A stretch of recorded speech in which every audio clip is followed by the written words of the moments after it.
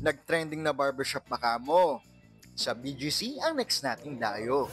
Ito na nga ang modernong barbershop para sa lahat. Inspired ng iconic London telephone booth. Aesthetic kung aesthetic. Bawat detalye may dating.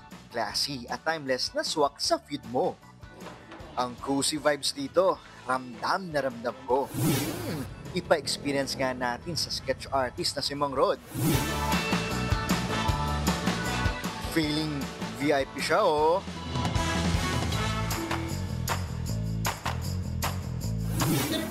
Kasama ba si Sir? Oo, si Direk din. Hindi mo nakilala? Oo, hindi na. Ganda lalaki. May pakape pa. At ang kape na sinuserve nila rito, proudly local. 100% Bukidnon blend. Teka, new look na si Mang Rod ah. Hindi ito AI.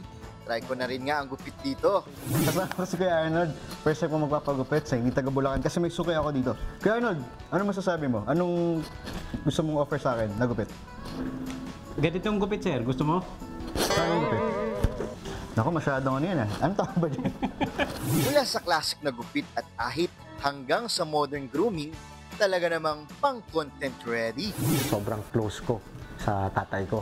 I would recall every Sunday, sinasamahan niya ako dalhin sa barbershop, bata pa ako. Pinapaupo niya ako doon sa extension chair ng barber chair. So, ngayon, nangyayari dito sa Modern Facts, nakikita natin father and son bonding moment.